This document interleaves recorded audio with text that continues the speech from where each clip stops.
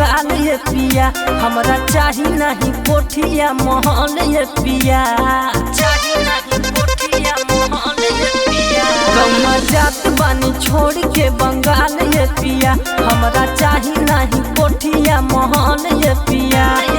निमन उपाय हम बताई राजा जी, निमन उपाय हम बताई राजा जी। लकी के चाचा ले ली लोने पर टेम्पू, उरुआ से खजनी चलाई राजा जी। लकी के चाचा ले ली लोने पर टेम्पू, उरुआ से खजनी चलाई राजा जी। Music by TRB rock.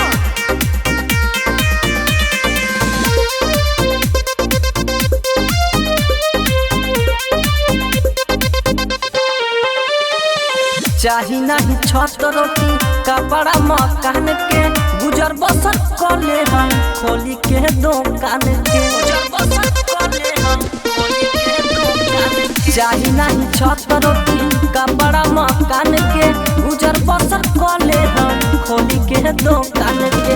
सुतल बुद्धि जगाई राजा जी, सुतल बुद्धि जगाई राजा जी।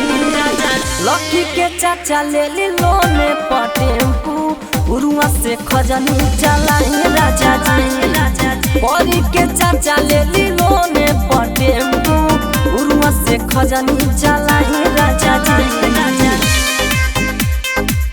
Music by TRB rock.